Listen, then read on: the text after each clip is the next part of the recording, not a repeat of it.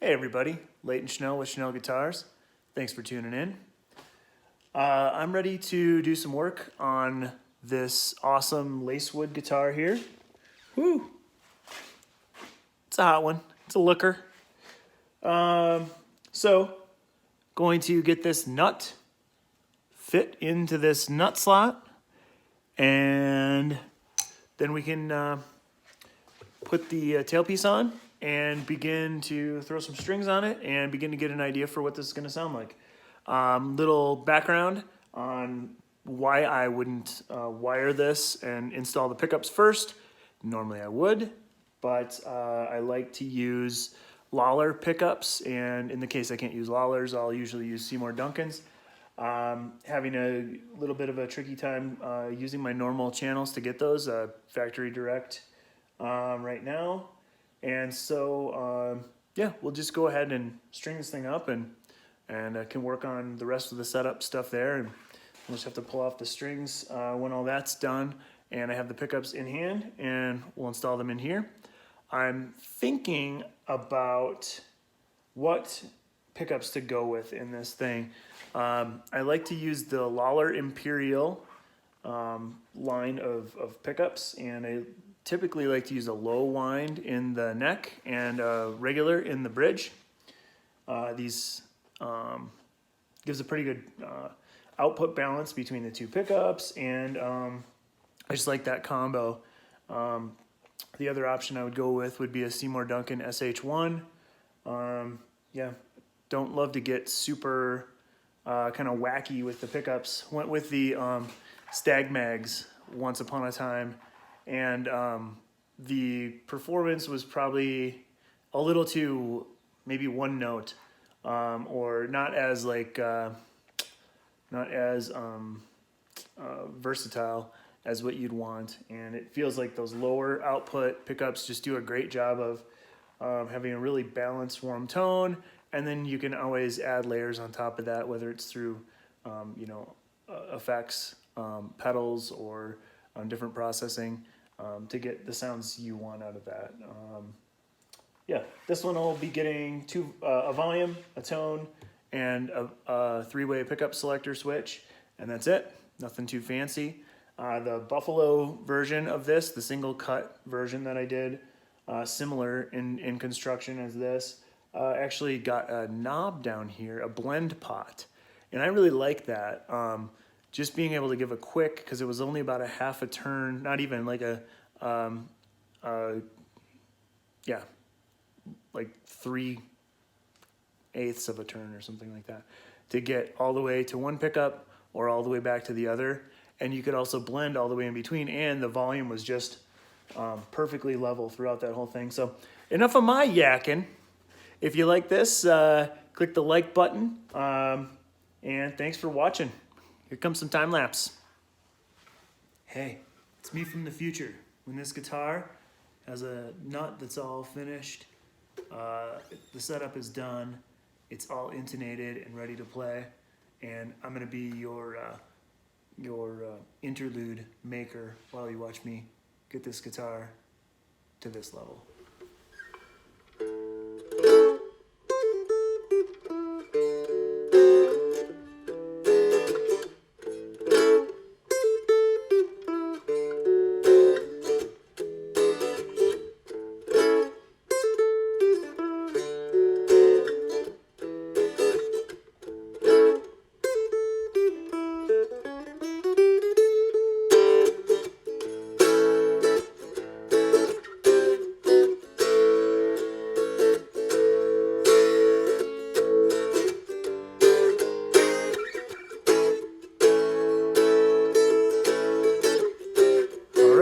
So the nut is now shaped to the basic contours of this slot.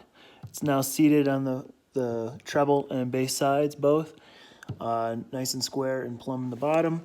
I've left a little bit of overlap on this side and plenty of overlap on this side.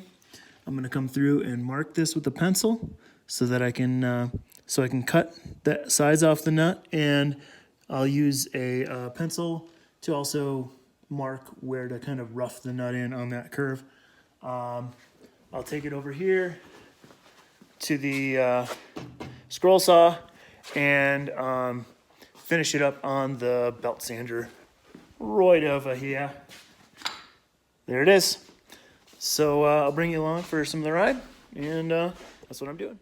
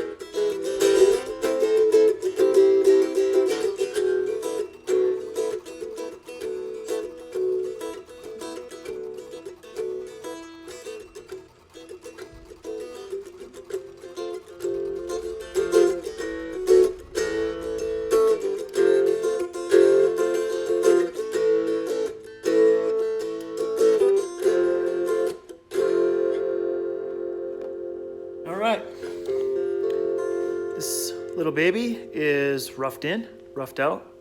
It's roughed. It's rough. So, like I mentioned, I'll hit it up on the belt sander a little bit, and we'll see where we're at. Let's just see how this is looking. So, yeah, we're getting close. Let's put a little back bevel on that sucker on the belt sander over here.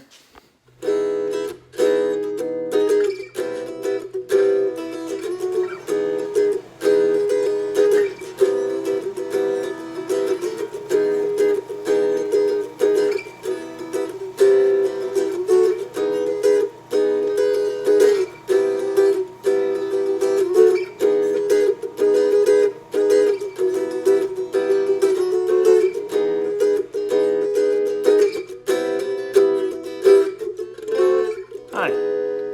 Birds are chirping. It's definitely getting to be spring-like outside. So, here's the roughed-in nut.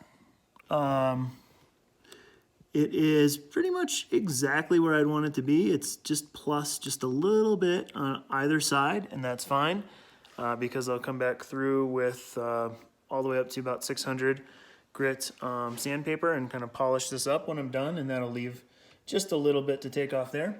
The radius is looking pretty good. I'm sure there'll be a little bit of work to do, and it's fitting nice and snugly in that slot with very little movement. So I'm gonna go ahead and string this thing up, and then we'll use a special ruler that I've got here that is for string spacing, and my target nut width is right there. That's what we're shooting for, depending on the actual layout of this guitar and the spacing down here at the 24th. We may adjust from there to see what looks good.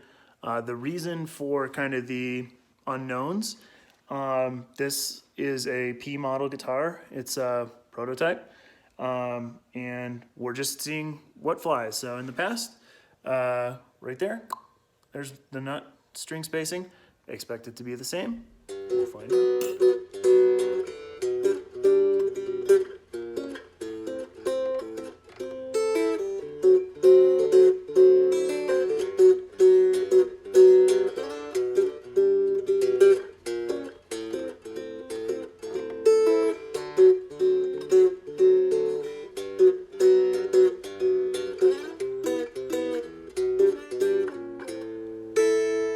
So it turns out that the standard nut width is going to work exactly right. Or, excuse me, the standard string spacing works perfect, which of course it should, but everything's to be checked on these prototype guitars. It slipped a little bit. It's slipping around a little bit. But what I'm going to do is get those nut slots started with the nut slot files, and we'll start getting this thing set up.